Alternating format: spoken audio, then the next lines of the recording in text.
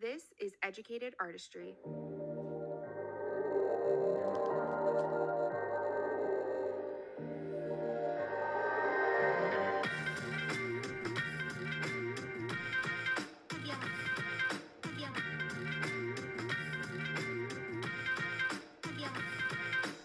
All right, everybody, welcome to this week's episode of Educated Artistry. Today, I am super excited to be joined in person with my friend Hellen, the owner of Lash Baby. And we're going to talk about a bunch of stuff with Hellen today. We're going to talk about how she moved from Vietnam and started as a lash artist in 2016 to the point where she took over the brand Lash Baby and all of the fun things to come along with that. And then also just how to build your clientele too as a lash artist. So welcome to the podcast, finally. Yeah, I feel like we live so close, but we never get the chance to hang out. But this is gonna be so fun. I know. I feel like I saw you, like, I only ever see you at conferences that are like not even in the state. Yeah, yeah, It's like always in California. It's like, oh, hey. Well, yeah, we need to be better about hanging out in person. I agree. Yeah. That's definitely been my goal this year for sure, just in general. Because I feel like you may feel the same way. Like in our area, I think it's getting better this year. And I know you're putting on an event next week, right? Yeah, But yeah. I feel like for such a long time, we didn't have that community type feel here, that a lot of people just were in their own area. They like didn't really want to collaborate with anything. Yeah. So I love that it's getting more common here, and I'm Mhm. excited for it to continue growing. So Yeah, definitely. I feel like when I go to conferences and stuff, I feel that there's more of like a community sense there. Whereas here, I think we're still like easing into it because everyone kind of, I think because we're local, everyone kind of see each other as like competition for clients. But yeah, there's enough eyes for everyone to lash on. I say that all the time. And so you started doing lashes in 2016? Mm-hmm, Okay, because I was mm-hmm. in 2015, and those days I just remembered that it was everything had to be such a secret. You didn't tell anybody what kind of adhesive you used. Like Yeah. you didn't tell them anything. So I think we're like finally coming out of that era, which is really nice because I think just for a long time people have stuck in that kind of mindset about it all. Yeah. So it's a good change. Let's just start with talking about when and why did you decide to come over to the US, and what was that transition like?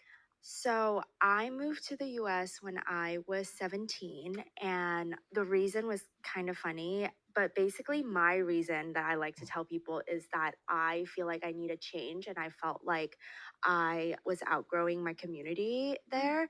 I was like only in like 11, like junior in high school or something, but I just felt Okay. like I was outgrowing and just needed some change. But my dad would like to say something different. I had a boyfriend at the time, and he kind of just sent me here. Oh, Yeah. okay. Your dad's like, she moved for a dude. Yeah. No, I had Or- a boyfriend over there. oh, over there. So he sent me over here to like be away Oh. from the boyfriend. So yeah, Oh my but gosh. Did you have family over here? I had my cousin lives here and I lived with her for a while, but then I moved out and then got on my own, and that's where I got into the lash industry. Okay, Yeah. so you were a junior when you moved over here then? So did you finish Mhm. out high school Yeah, over I here? did. Yeah, Mhm. how was that transitioning? So the transition from here, like to here, I feel like it was already easy for me because when I was in Vietnam, I always felt like I didn't belong. And because of the culture there is more of like conformity and everyone kind of needs to be the same. But then coming here, I feel like that everyone like embrace the uniqueness inside of everyone. So then Hmm. I felt like people were just more, I felt like I just belong here more. And then coming over here, that's why I thought that it was a good decision to move over here. But obviously there was still some like obstacles like culture and then mannerism, learning how to get along with everyone and stuff, still hard. But most of all, like I think is just trying to get into the community and just which is why I think that all the events are so good because getting into the community and getting to know everyone, and that's how I got to where I am right now. Yeah, Yeah. I love that. So what piqued your interest about lash extensions, and how long were you here until you started doing lash extensions? So funny thing was like my dad moved me over here to get away from a boy, but Right. then I met my partner now at like 19 years old, Oh my and then gosh. that's when I got pregnant and I had my son. And then that was when I had like a reality check to myself. I was going to like an art college at the time, Mm, and I wasn't really happy with what I was doing, and I was only doing it because, my parents always told me to go to the US, like, and then go to college and then come back. But then having my son really made me realize that I need to do something for myself mm. and learn something that makes me happy so that I can like have a career out of it. So that is how I started going into the lash industry. So then I actually met my friend. Actually, I talked to my friend back at home, and Mm. she was in Taiwan at the time. And the lash industry in Taiwan was already blooming, and it's Oh, actually much more advanced than us right now. So at the time, I thought that it was a good idea to just fly over there to learn lashes and then make sure that it's something that I like. And then I came back to get my license. okay. Yeah. How did your parents react to you kind of taking the non-traditional route of like not, dropping kind of out of college and going into the beauty industry? Were they supportive or were they kind of like, what are you doing? They still are like, what are you Okay. doing? Yeah. But I'm sure they are really proud of where I am right now. Hmm. But I think the Asian culture is just like always trying to push their kid to be better. But then I I think that my dad still eventually want me to get a degree if I can, Hmm. but I think that where I am right now, I'm really happy, and that's all they want from me at the end of the Yeah. day. That's amazing. I think that it's kind of a generational thing too, because even though my dad is an entrepreneur, he's a contractor, or he's in construction, it's like it's just kind of funny. They've always been supportive as well, but it's like, but college, like degrees, and you're like, but that's not the right route for everybody. And I think people are surprised when they see how much money can be made and how much potential there is in the beauty industry in general. So I think it's just kind of funny once you get to that point and you start growing your business. They're like, "Wait, how much did you just make today? Like putting eyelashes on people's eye, like eyeballs? Like what?" And so I think it's just really cool. Yeah.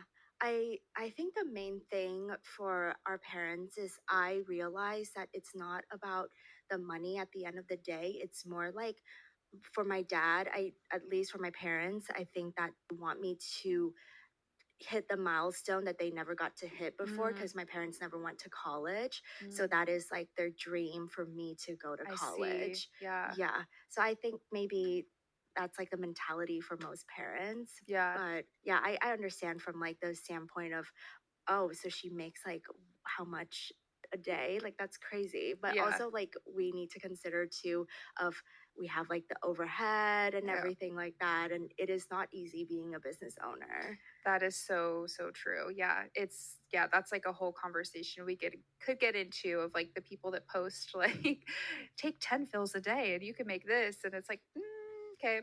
I have a lot of videos on TikTok where I talk about pricing and I'll like break down hourly rates and they're like $100 an hour. Like doctors don't even make that. I'm like, girl, like I've got a lot of money to take out of that before we have a take home, right? Yeah, So yeah. I think it's just good to be transparent about those things. But what was the journey like for you?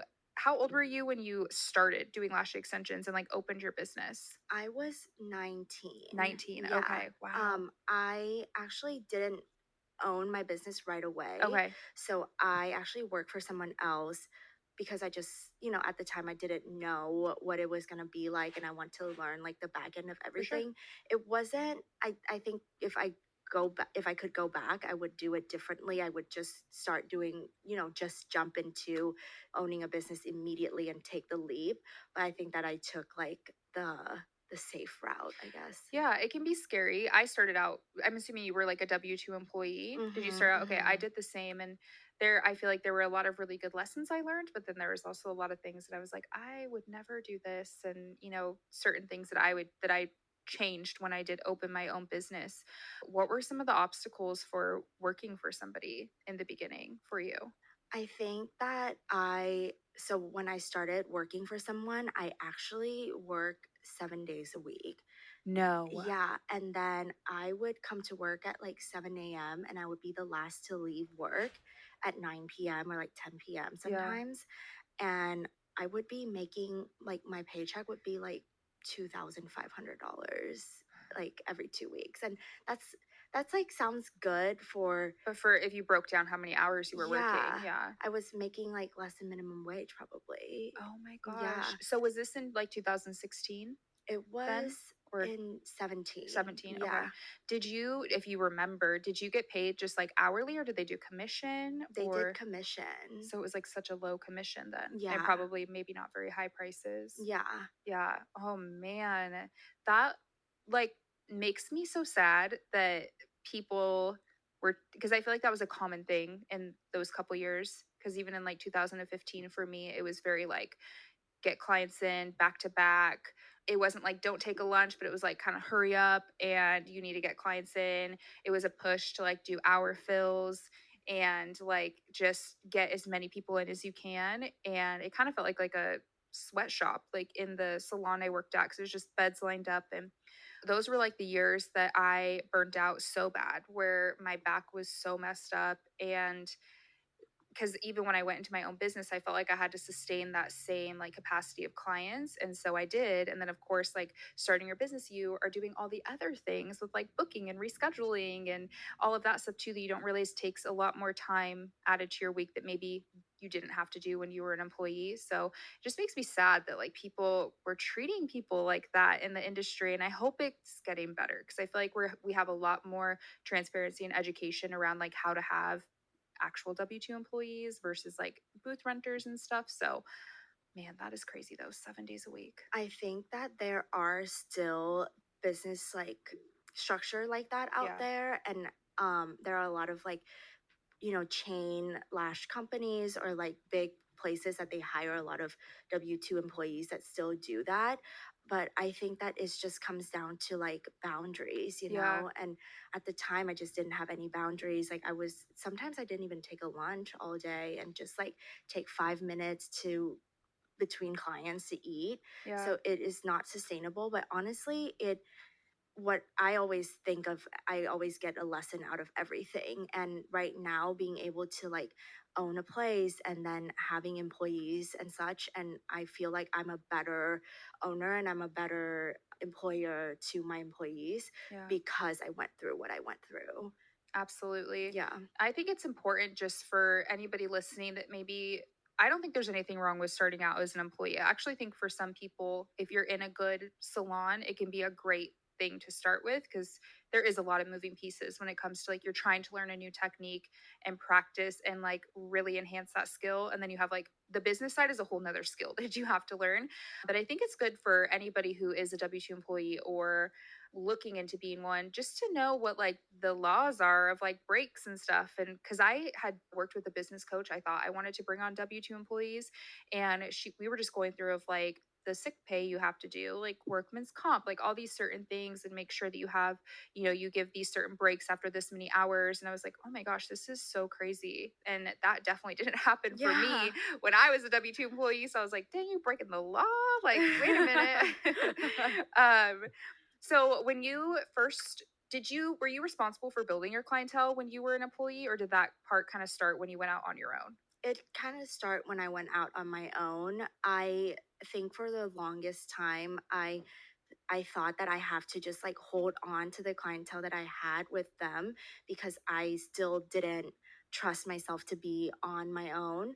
And then when I came out, like when I came out to be on my own, I actually realized that, like we said in the beginning of the podcast, that there are enough pair of eyes for everyone to have clients on. And it's just like down to just creating your own reality, in my opinion, is just like manifesting. And I think that we don't talk about that enough in the lash industry, how much manifestation works for Mm, lash artists. Is that I think that so many people are afraid to take the leap, afraid to go rent a booth somewhere, and or even afraid to just go and work for somebody because they don't believe in their own skill. And I think that when I went out on my own to my own business, I think that that really clicked for me. that my manifestation actually works. Yeah, I love that. Were there any other things that you did with building clientele? Like, were you posting a lot on Instagram and marketing there, or were you like doing some in person, word of mouth? Like, what do you feel like was your biggest driver to get your clientele? So I truly think that the number one thing is referral.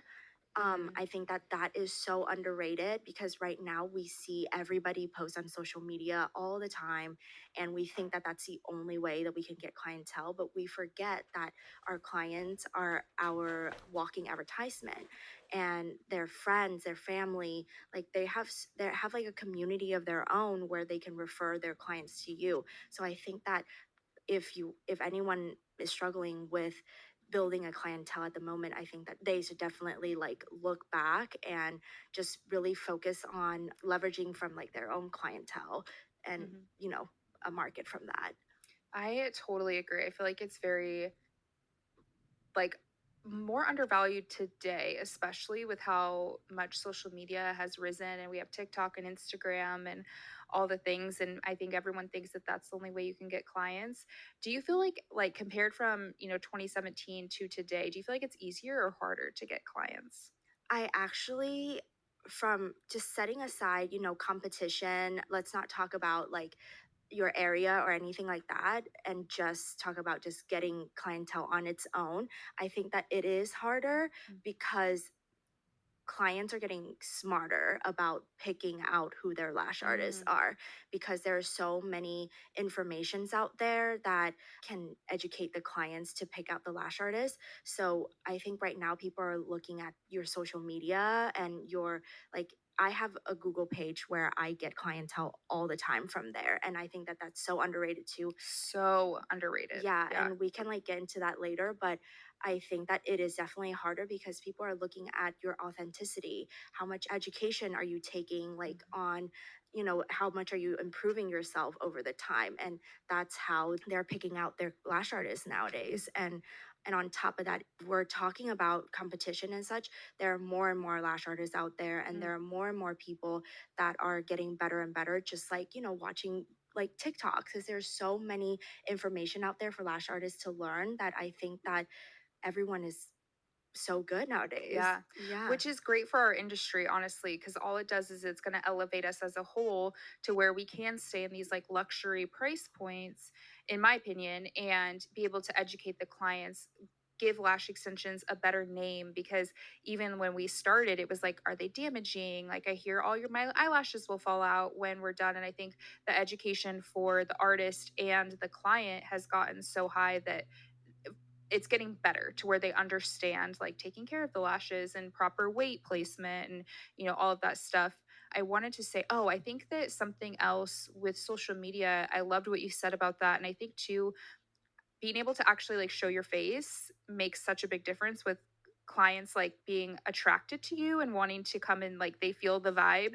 Because I've had some people, they almost feel like they already know you, even if you're talking on your stories and you're educating or you're talking about your day. When a client comes in, many times they've been like, I don't know, there's just like a different connection where they're like, I feel like I already know you, I already know like what your hobbies are, and you have dogs and all those little things. Have you felt like that's been something for you, that you're like attracting the right type of people, just at least the right type of your ideal client because of like showing up on social media?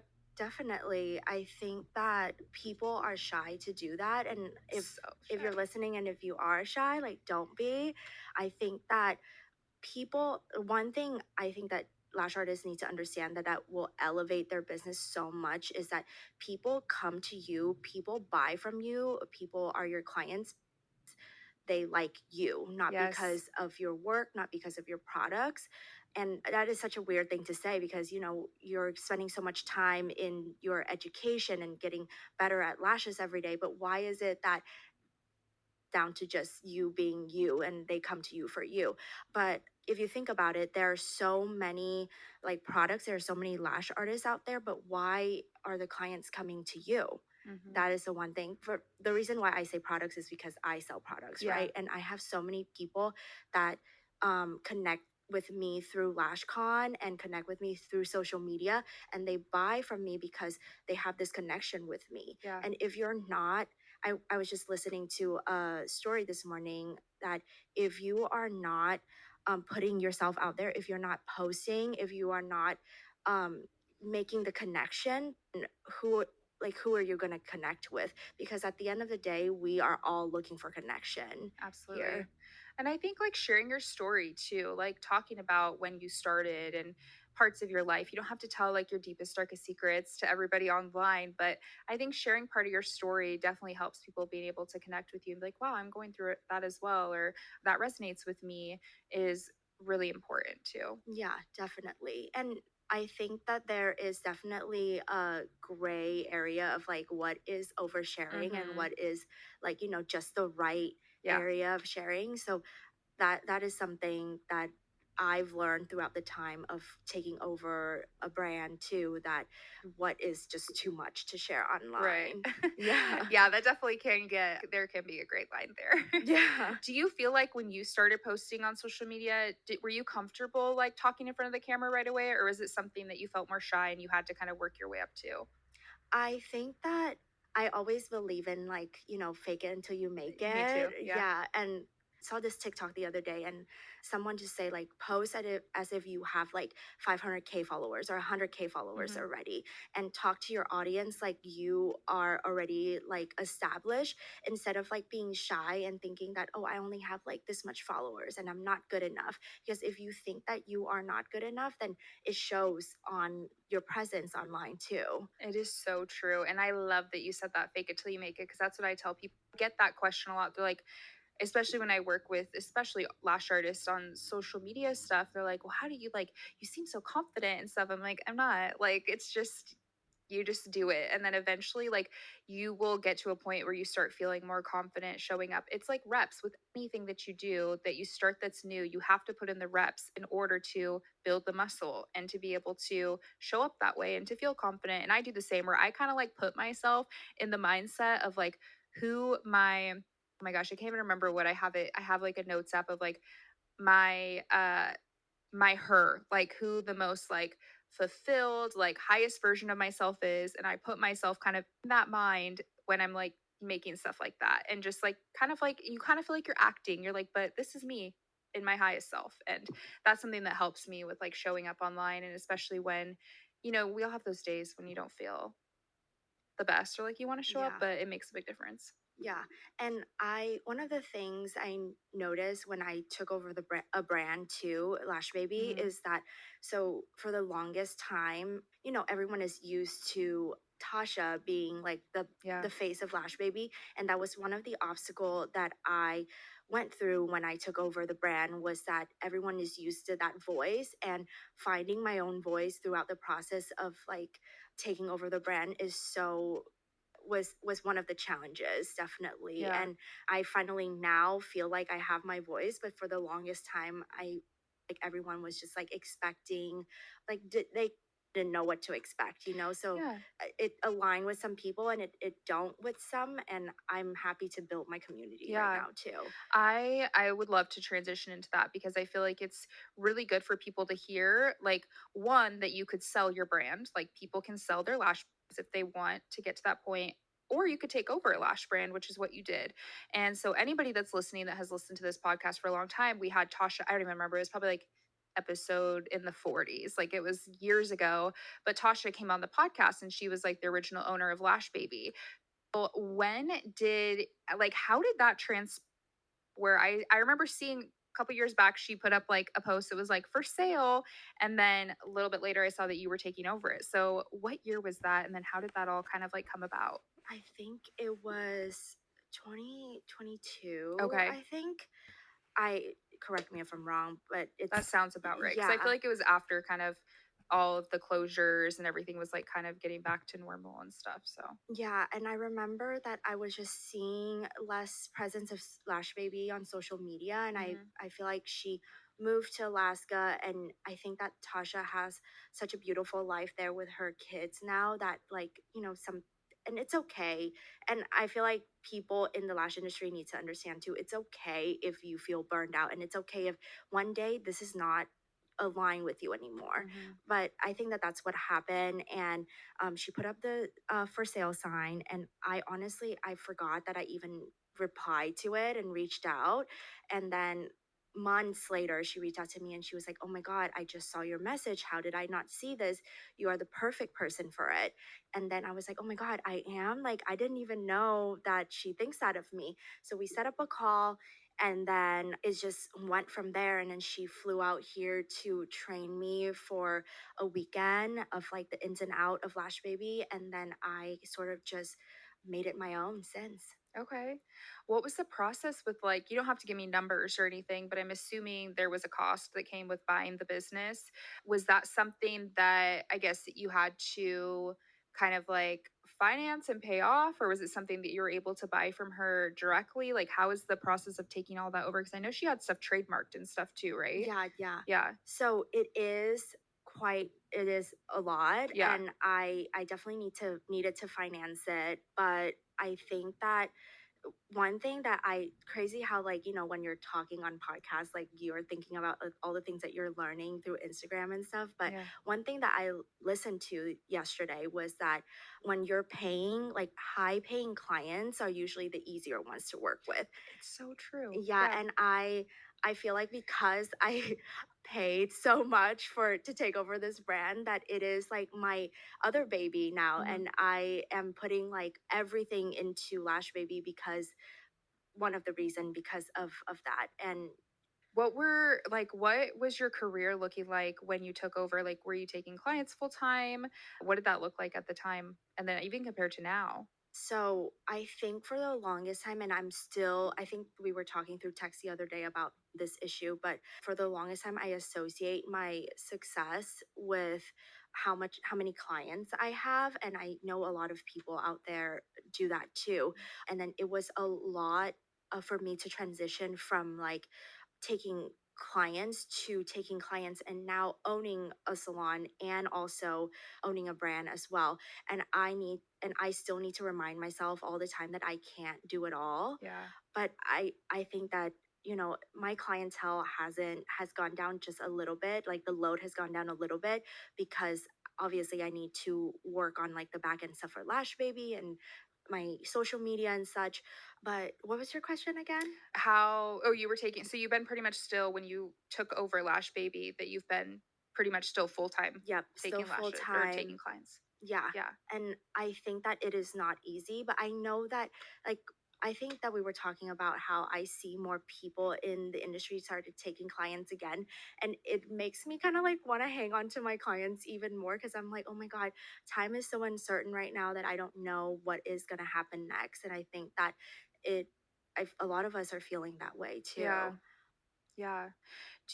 I just had something on the top of my head. What was I going to say? Oh, I was going to ask you too, and then maybe the other thing will come back. So, when you took over Lash Baby, you had said how you kind of had to transition because people, and we talked about connection and how people will connect with certain brands or artists. And you kind of had to transition from them seeing Tasha as the face to seeing you as the face of Lash Baby. So, what were some of the obstacles like in that transition? And what were some things you did to kind of overcome them and make Lash Baby like that you're the face of it now? The number one thing for me is that I think of myself now that I am Lash Baby now. Like, that is the mindset that I go into every time I present myself, whether it's on the social media or I'm at a conference or I'm at an event. Like, I am this person now. Mhm. And that is the number one thing for me. But other than that is just like, I think people crave authenticity now online, and telling stories, getting people to know who I am and my whys and my mission is how I think that's how I started to get my audience from cold to being warm and hot. Yeah. Yeah. Did you ever think you were gonna like start a product line before this opportunity came? Like, did you ever have a vision of like one day I want to have a product line? I actually told myself when I was taking clients that I will never start a product line. That's hilarious. Yeah, but I enjoy the process so much now that I even, I never thought that I would ever start a product line. And it is so cool to be able to like connect with people who are on the same boat as me, Yeah. whereas like with clients you are catering to them, but then with lash artists, with like owning a product line and training, and being a mentor to people, I feel like I get to relate to people more. Mm. And instead of like, you know, working myself to the bone for my client and going home and feeling drained, I, after training or like after selling a product to someone and connect with them through social media, I go home and I'm like, I feel good about it, and Yeah. I feel more rewarded that like I helped somebody today. Yeah.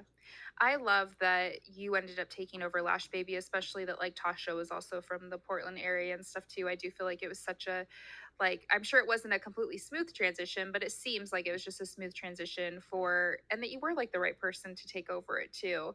And I have seen like you really step into your own and I can almost see that you were like now you're like I am Lash Baby and this is my brand. And I've loved seeing you. You did a lot of like conferences and stuff this past year, right? Yeah, Did yeah. you how was that with well, I don't know if Tasha ever did a conference, but did you feel like you have a lot of people still ask, or is it now where you're noticing more that it's like they just know you as the Lash Baby owner?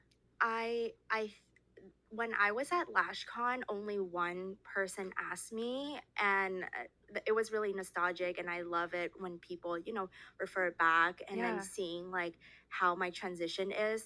I don't mind it at all. I actually, you know, because she helped me so much, Tasha Yeah. helped me so much, and but I feel like with all the conferences and stuff, like it's so crazy for me for people to just come up to me. And one girl came up to me and she said, "Oh my God, you're a Lash Baby." And I was like, "Oh my You're God, like, like you "I know me?" Like that's so am." Yeah. crazy. But yeah, I think that that's why I encourage people to go to like events and conferences so much, and which I definitely want to shout out to your Galentine event that people should definitely go Oh, to thank it. you. Is that I think that there's just like you don't know how much potential you have. You don't know what you need to work on, because going to these events, like it motivates me so much, and coming home from like such an eventful day or an eventful weekend, you just feel more inspired in general. I absolutely agree. Like any after the Lash conference too, when I had the podcast there, because I think sometimes when you're working in your business, it can feel so lonely where you're like, does anybody, and you're posting and Yeah. you're putting in those hours late at night where you're talking to the manufacturers and you're getting samples. Maybe you had to send them back because they like messed up or whatever it is. That I do feel like when you go to conferences like that and somebody like it could make me emotional with how many people that would come up and they would like share their stories and talk about, that a podcast episode really helped them, or I'm sure like that they resonate with something with your brand, that it's just you are like, oh my gosh, yeah, people like I am doing something Yeah. that is helping people and people are seeing it because sometimes it can feel like super isolating Yeah. when you're like kind of I don't know when you're like doing it by yourself. And I know your husband helps you a lot now. He's kind Yeah. of like doing a lot of the behind the scenes stuff, it seems Yeah. like. So Yeah. Yeah, and I totally feel you with the being lonely part, because I definitely feel more isolated with my friends. Like I yeah, isolated from my friends, and people started to, you know, not being able to relate to your life anymore, because instead of going out on the weekend, I'm working on the weekend. yeah. Instead of like going out at night, I'm like talking to manufacturers at night, I'm like replying to emails, I'm planning things at night. And I think that it definitely gets really lonely, but it is a part of the process. And I always say it's lonely at the top. Yeah, that's like so true. I'm glad you brought that up because I feel like that's not talked about a lot, especially with like friend groups and sometimes family. That I've noticed that a lot too. I would say these past couple years where my friend group has like shifted a lot or gotten like really small because it was the same where it's like it's even hard to go I guess like to go out and if you're like going out to dinners stuff with certain people and the things that they talk about or like complain about or you want to talk about what you're excited about and they're just like oh cute like you do lashes like whatever like I don't know Yeah, it's just a yeah, different it's just so different when I feel like a lot of people and this is like I would say a lot of people that own businesses and not saying that there aren't people out there that work for somebody and aren't motivated or driven in other aspects, but I do feel like for me, it was a long time where I had to like leave an event or dinner and be like, do I feel really drained or do I feel like uplifted and inspired after just like hanging out with these people. And I was noticing that I was feeling like extremely drained and just like negative energy because Yeah. everything was just like complaining and, all that stuff where I was like, ugh, this is just so draining. And it was something that I did have to cut off some friendships that, you have for a while. And it can be really hard too because I don't know. It's just something like really crazy that I don't feel like we talk about a lot that Yeah. happens. I think that when you're feeling lonely like that, it can be discouraged, but I always remind myself that this is just a part of the process, Yeah. and I will find my people, Hmm. and I will be able to, and you don't necessarily, like, I don't necessarily need to hang out with people in the lash industry or, like you said, people that own businesses, because I know so many people that are employees that work so hard, that are very driven still, Yeah. and I think that you just need to find like that, those people that have that mindset, Yeah. basically. Has there been anything that you've done that you've like branched out to find people like that?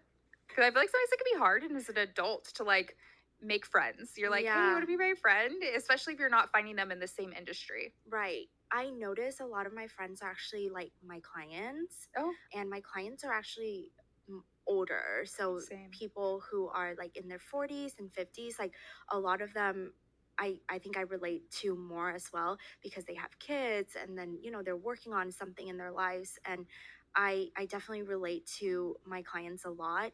Other than that, I think that once again, like going to events and stuff is so rewarding, and you're able to find your people there. But then just also don't forget that you are your own friend Mm. too, that you need to like yourself, and you need to like get to know yourself before you find friends that are, true to you. It's the same with like a significant other, right? It's like you Yeah. need to love yourself and love being by yourself in order to love like being with somebody, I guess. That was definitely something that I had to learn. And I think that is so freaking valuable.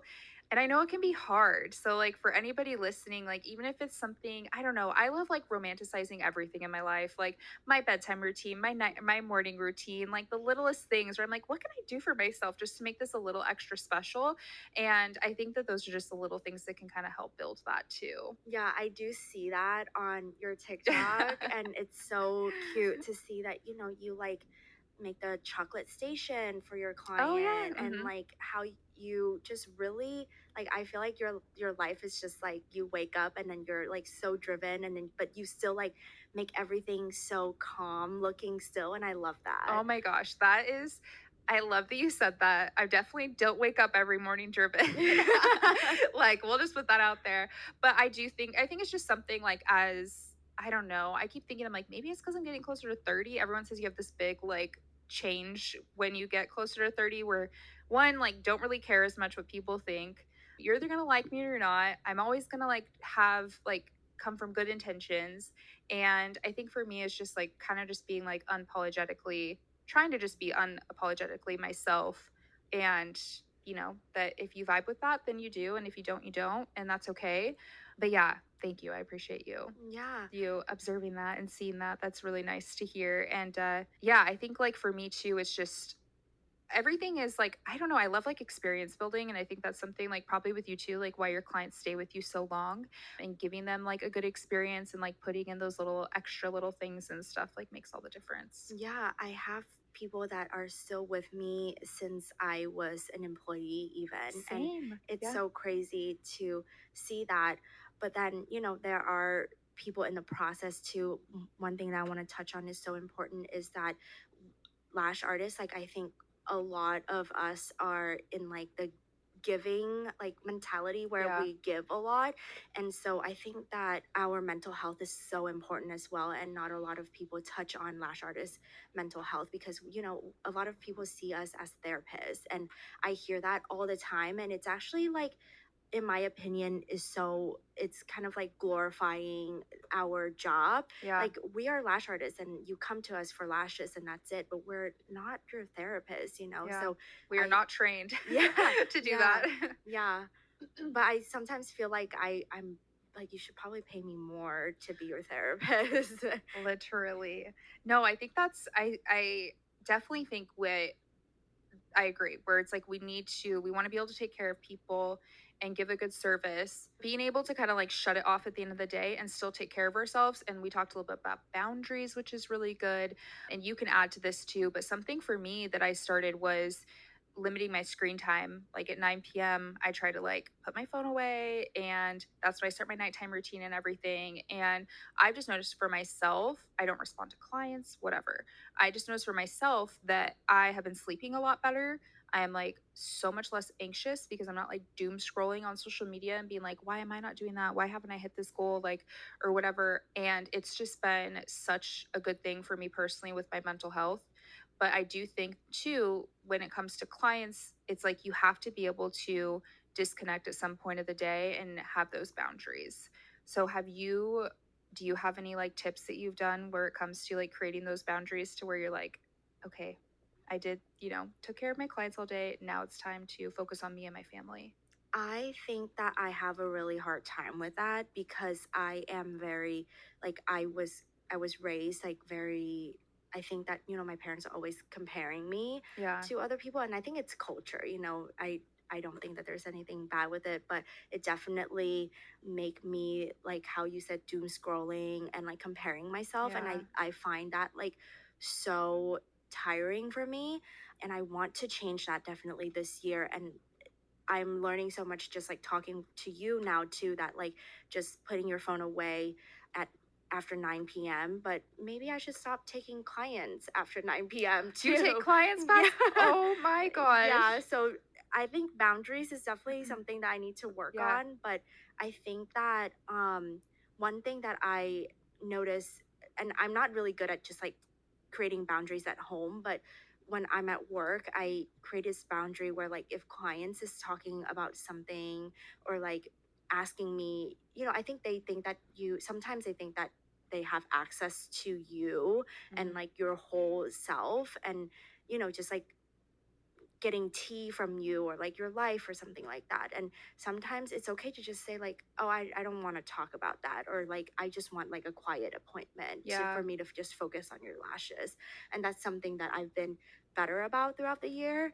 But yeah, I need to create more Yeah. boundaries at Girl, I home. can't believe you work till 9 p.m. or later on Yeah, like yes. taking clients. I think that's something that I had to do with the client side of things was set business hours. Those are my business hours. And anything after, if like, some stuff happens, we had all the snow and ice, like whatever, or somebody has to cancel last minute and they don't usually do it, that I have the after hours fee if I'm going to come in on a day off. Cause I feel like that alone has made people really respect my business hours more. They'd rather not pay the fee, so they're going to make sure that they book. So when you were saying that that, which I love about saying like you don't have to talk about everything, you don't have to spill your whole life to your client, and there is an okay time for you to be like, let's have a chill appointment. How do you tell a client like that? Like, how do you go about being like, let's just have a quiet appointment, I'm just going to focus on your lashes, without like coming, because I think a lot of people want to do that but they feel like they're coming off rude. Yeah. A lot of times I feel like client will come in and they'll be like, oh my God, I'm so tired. And I kind of just roll with that, and I emphasize on, oh, it's okay, you can just sleep. And I'm just gonna listen to a podcast or something in my Hmm. AirPod. Or if I really like if the client can't stop talking, I kind of just like honestly, sometimes I just don't reply. And Yeah. yeah. You're like, mm-hmm. Yeah, Yeah. I don't even acknowledge it because Oh, I had somebody who like would just keep talking even if I don't reply to her. And sometimes you just need to like tell them that yeah. like, okay, like I just need like your eyes are fluttering a lot. Or if you really need to, I use this excuse all the time. I say I'm listening to a class on Yeah. Zoom right Oh, now. okay. Yeah. That's a good Yeah. idea. Just even be like, hey, I'm listening to this. Like, I want you to just chill out. Yeah, Yeah. yeah. And it's not like entertainment where they're like, oh, she's like listening to a podcast rather than talking to Hmm. me, but it's something serious, and she's also lashing me as Yeah. well. Yeah, I agree. And something that I've done too is like before, it's kind of in my pre-consultation stuff when especially a new client is like I'll let them know like feel free to bring headphones so you can listen to a podcast or an audiobook and dress for comfort, get all cozy. Lots of people like to take naps because I think some clients feel bad for falling asleep. Yeah. And I'm Yeah. like, no, this is the appointment that like this is the one beauty appointment that you can like pass out and take a nap, like Yeah. this is great. So I think just like having that as part of either your pre-appointment time, like pre-consultation to let them know that, or just start telling your clients like, hey, just so you know, like if you ever want to just like chill out and listen to a podcast, like you totally can. Yeah. It doesn't bother me and it's okay if you fall asleep. I always say I'm like when they're like, oh my gosh, I'm so sorry I fell asleep. I'm like, that's like the biggest compliment to me. If I Yeah. can have tweezers by your eyeballs and you can like be like sleeping, love it. Yeah. Thank you. Or like I feel like a lot of times too I would just like people feel bad when they're like snoring, and a lot of Yes. times I'm like, no, like don't even worry, Yeah. girl, like I love it, Yeah. but I think a lot of times too, I guess like one of the main things why people love coming to me, like my clients, is because I think I talk to them a lot, and sometimes I just don't feel like that. So like there's Yeah. like two sides to it where I'm like, okay, sometimes I like to talk and sometimes I don't. So sometimes they're trying to gauge how I feel that day Yeah. too. I can't remember where I saw it, but I saw like somebody would ask their client, like, if you, or they had something where they'd be like, do you want a silent appointment today? Because there's times with the client too, maybe you're feeling talkative and they're like, I do not want to talk today, girl. Yeah. Like, shut up. Yeah. So that could be something that you could like introduce to where it's like asking the client, but I think it's important because it's like there are some days where we need silent appointments. Yeah. And as much as Yeah. it's like, I believe we should really try and like leave our stuff at the door. We're here to provide a service for clients, but there are those times where you're like, I cannot, like, my mental capacity like can go only as far as like making sure I'm doing your lashes. I can't do the whole like conversation Yeah. stuff as well. So yeah, I think it'd be good. There's got to be some way just to, I think, just like being open and communicating with your clients. I think that they respect that, and then at the end of the day they understand that we're not all going to have perfect days and there might be a day where we just want to like chill and not Yeah. chat. So And if they don't, then I don't think that they're the right client, yeah. client for you. Or Yeah. yeah, but I think that that can understand boundaries, because I think that one thing lash artists need to understand is that we can be picky with our clients too, and that you don't need to work till like work to your bone to provide like services for client. You just need to be able to be there on time and provide the lashes for them, and that is enough, and that's what you're there to Mm-hmm. do. So boundaries, once again, is really important, and also just knowing that you can set that boundaries to people, and if they don't respect it, then you can fire them. Yeah. Yeah. Yeah, and I think it goes both ways that you were also respecting their boundaries, and I say that with people that artists that want, they're like afraid to uphold policies and stuff and have those boundaries.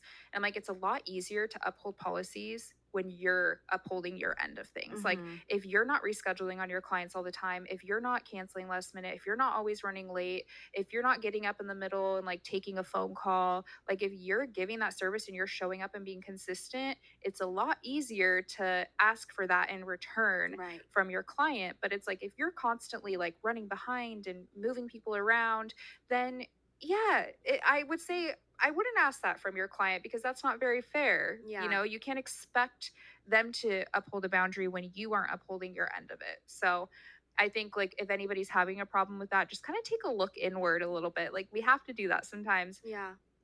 just to be like, okay, could I be better at this part of it? And it makes it a lot easier and it just makes it help you attract the type of clientele that is your dream client. Yeah, I am actually really flexible as a lash artist. Like I'm more flexible than a lot of people Hmm. like I've seen on social media or people I know.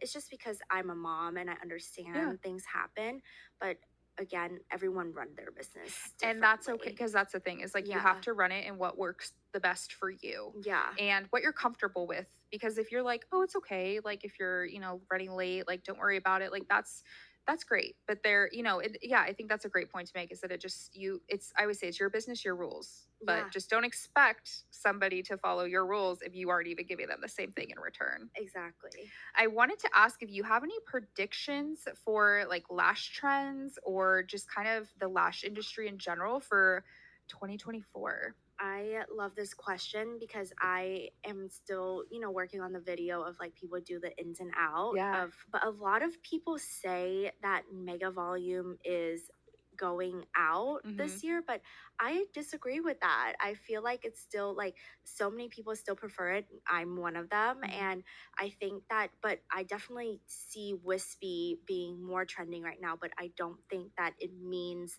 that mega volume is going out of style at all. When you say mega volume, are you saying like the look of mega volume or just the use of like point oh 0.03, point oh 0.02 The look lashes? of The look. mega Okay, yeah. volume. Yeah. Because I honestly feel like I think the look is transitioning. But I'm like, there's always going to be clients that prefer that look. And if that's what you like to do and that's your style, like you're going to always have plenty of clients.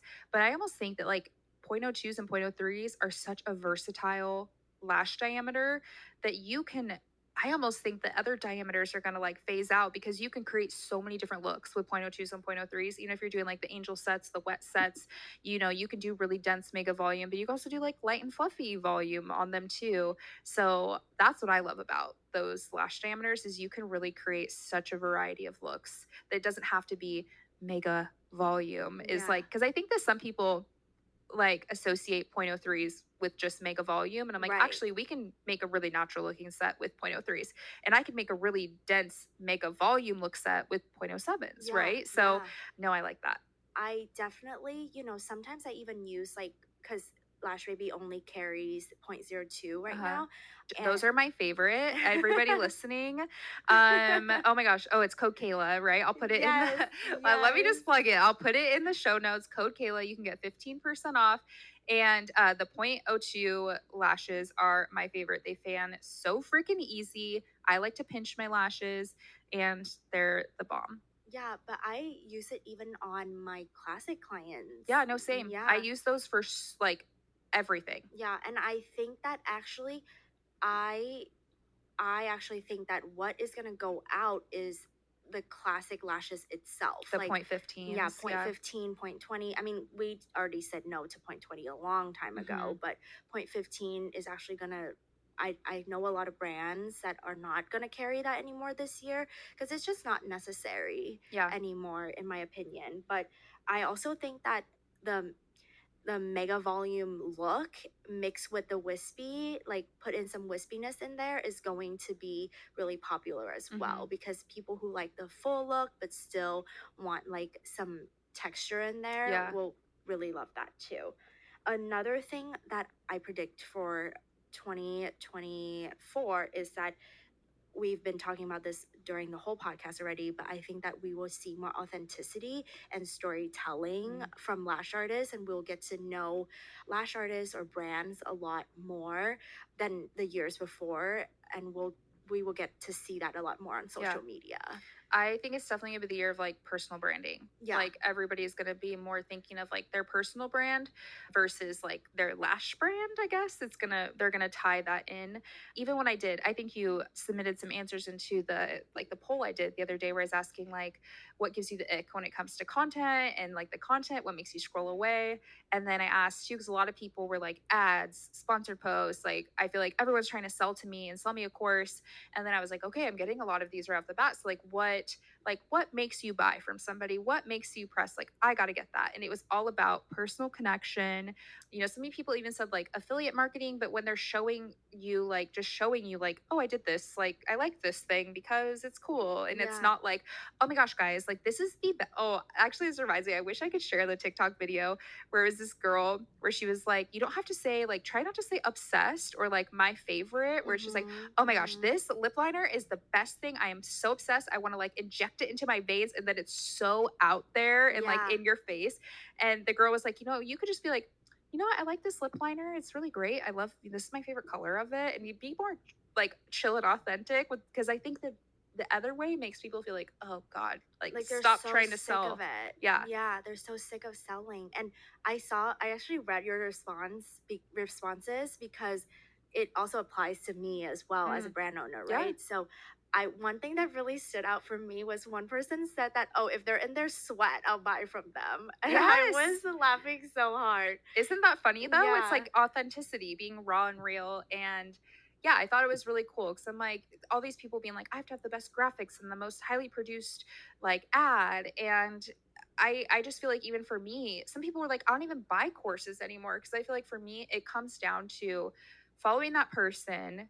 Usually, if I'm gaining value from them for free, just based on their content alone, that I can pick something of value that they did and I can apply it to my business and I see like growth or success in it, then I'm like, oh shit, that was their free like stuff that they're giving me, and then want to go buy from them, but also feeling like a personal connection and being like, I feel like it's almost like a reality show. Like you're kind of invested in like what's going on in their business and their life, like we are with shows or whatever that we like to watch, that it kind of feels like, oh, and you feel like you know them a little bit, Yeah. where you're just like, Yeah. okay, now I want to get this from you because I have this connection to you, even though like you don't even know who I am and it's over social media. But you know what I mean? Like, Yeah.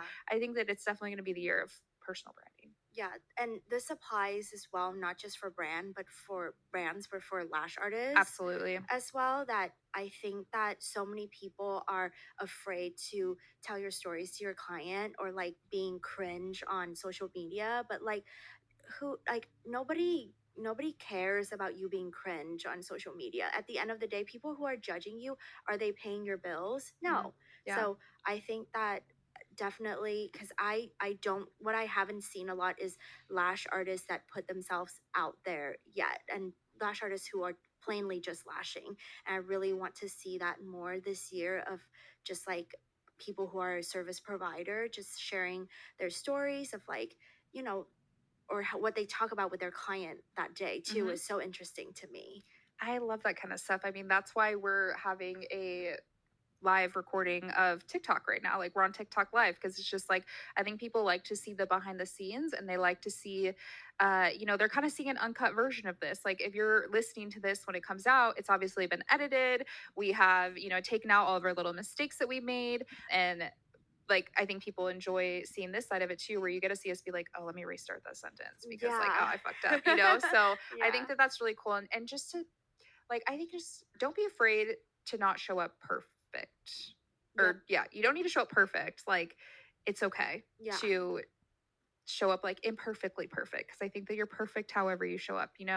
And I really do think that the people that that are going to be attracted to you, you have to show your true self in order for them to even get to know the authentic you, to even know if they want to stick around and Yeah. be in your world and, follow your journey and your content.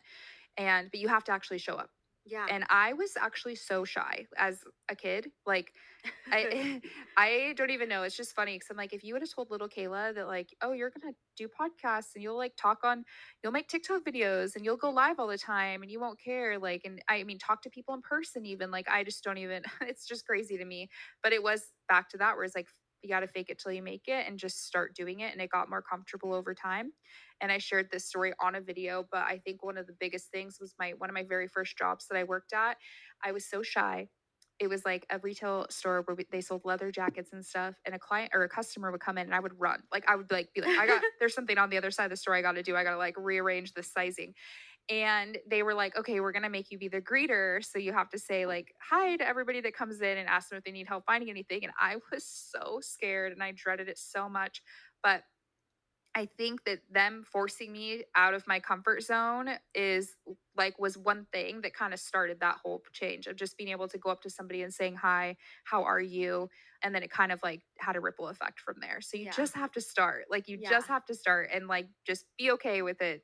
Maybe not being exactly how you want right now, or maybe you don't feel super comfortable, but just start. Yeah, I think also like being in your element too is so important. Is Yes. and I am such a shy person too, and I feel shy at conferences and stuff Hmm. like that all the time. But I know that, this is where I thrive, and this is Yeah. where, I'm this is where I basically, like, if I make it or not. So I Yeah. need to channel that energy to be able to to connect with people and basically be successful. Yeah. But I was so shy as a kid too, and I totally agree with you. If I told my younger self that I would be, on a podcast with you right now, or like going to conferences and connecting with people, I would shit my pants. Yeah, Like literally. Like, you're doing what? Like, please yeah. don't. Yeah, like don't embarrass me. Right?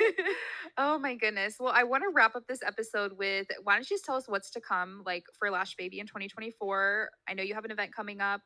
It might have already happened by the time this episode comes out, but if you have anywhere you're going, maybe any new product, anything you want to talk about that is kind of in the works for this year. So I had an idea last year to do like a sip and lash event. So I'm finally manifesting and doing it. So the closest one coming up is on February 3rd. Mhm. That's my first ever sip and lash event, but I'm going to make it like an annual thing. Yay. I cannot believe that there are going to be like so many cool speakers going to be there, and so many people. We actually have only one ticket left at this time. What? You guys are listening. It's probably going to be happening already, but I'm But yeah. so excited to see you I there. know. Yeah, but you can find our training dates online, like our group trainings online. But I'm always doing one-on-one mentorship too.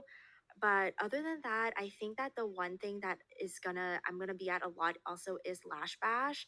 I am very good friends with Mo, and she's the creator of Lash Bash, and is such a casual event where I think that is so good to connect with people. And obviously, I want to show up more as at like little gathering and networking event like your Galentine events Yeah. too. That's Yeah. awesome. Well, thank you so much for coming on here and hanging out and like sharing all of your story and information. I think people are going to take a lot away from this episode. And we'll put all your links for trainings and discount codes and everything in the show notes as well. And they can all find you lashbaby.official. Is that the Yes. Instagram? Okay, Yes. perfect. So you can all find her there on Instagram. And you're on TikTok as well, right? Yes, yes, I'm The on same thing. TikTok. Yes, Yay. I'm trying.